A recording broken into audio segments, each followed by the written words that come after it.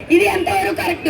Engineering assistant ని అనగదొక్కాలని ఎంత కిందగా చేస్తే ఒక బంతి కిందగా పడేపోతే ఎంత పైకి వస్తుంది. అలాగే మనల్ని కింద మనలో మనం ప్రభుత్వానికి ఎవరూ వ్యతిరేకం కాదు. మనం ప్రభుత్వాన్ని చాలా ధన్యవాదాలు చెప్పాలి. ఎందుకంటే మనకి మన గ్రాడ్యుయేట్ లెవెల్లో మన విద్యార్థిని గుర్తించి మనకి క్యాడర్ ఇవ్వాలి అని చెప్పి వాళ్ళే ప్రపోజల్స్ తీసుకొచ్చారు. వాళ్ళు ప్రపోజల్స్ తీసుకొచ్చిన దాన్ని నువ్వు ఒక సంతకం పెట్టి పంపించడానికి ఏంటి నీ ప్రాబ్లం? ఇప్పటివరకు ఎన్నో కోట్లు కూడా వర్క్ మేము చేసాం. ఎక్కడ కరప్షన్ లేకుండా ట్రాన్స్పరెన్సీగా ఇంజనీరింగ్ ఇన్ని కోట్ల పనులు అదే ఒక ఏం చేయాలంటే ఎన్ని కోట్ల లంచాలు తీసుకునే వాళ్ళు ఎంతమంది కాంట్రాక్టులు వేసేస్తున్నారు. ఒకే ఒక ఇంజనీరింగ్ అసిస్టెంట్ 4 డిపార్ట్మెంట్ పనులు 5 డిపార్ట్మెంట్ పనులు డిపార్ట్మెంట్ కాని పనులు కూడా ఇస్తే మనం చేసాం. ఇన్ టైంలో టార్గెట్ ఇన్ టైంలో ఇస్తే కూడా మనం కంప్లీట్ చేసాం.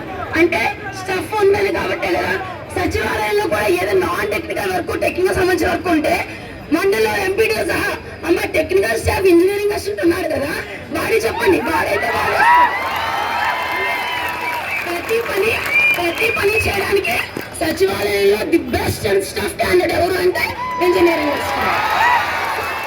ఇంజనీరింగ్ అసిస్టెంట్ అన్ని పనులు చేయడానికి అర్హుడు. ఏఈ చేయొచ్చు, డిఈ చేయొచ్చు, కానీ ఒక ప్రమోషన్ ఛానల్ ఇవ్వడానికి మాత్రం అనర్హుడు.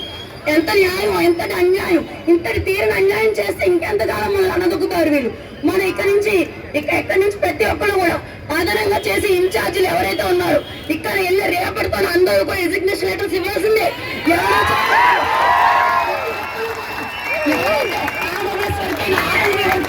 ఇరిగేషన్ వర్క్ అయినా హౌసింగ్ వర్క్ అయినా సరే మేము చెయ్యము. మేము మేము పంచాయతీరాజ్ డిపార్ట్మెంట్ లోనే ఉన్నాము. మేము ఒక్కొక్క డిపార్ట్మెంట్ వర్కే చేస్తాము. ఇంతకు మించి మేము పరిదాడి చేయలేము. మిగతా వాళ్ళ ఒక్క డిపార్ట్మెంటే, మరో డిపార్ట్మెంట్ లేదు. Save young engineer, give promotion channel. That is our నినాదం. ప్రమోషన్ ఛానల్ లేకుండా మనల్ని ఎన్నోసార్లు అలాగే రేషనలైజేషన్ అనే ప్రక్రియ తీసుకొచ్చారు మన ప్రభుత్వం అనేది. ఈ రేషనలైజేషన్ లో 2 సచివాలయాలకి ఒక్క ఇంజనీరింగ్ అసిస్టెంట్ అని చెప్పారు. ఆ ఒక్క ఇంజనీరింగ్ అసిస్టెంట్ వల్ల 9,000 మంది కాస్త 4,000 మంది మిగిలిపోతున్నారు. 4,000 మంది పరిస్థితి ఏంటి? అంత అయోమయ పరిస్థితిలో ఒక ఇంజనీరింగ్ అసిస్టెంట్ ఉన్నారు. ఇప్పుడు గవర్నమెంట్ జాబ్ వచ్చాయని సంతోషపడాలో, గవర్నమెంట్ జాబ్ ఉందో లేదో, మన పోస్ట్ ఉందో లేదో, అసలు ఉంటుందో ఉండో, రేపు పొద్దున్న ఎక్కడ తీసుకెళ్ళి వేస్తారో అని అయోమయ పరిస్థితిలో, గందరగోళ పరిస్థితిలో ఒక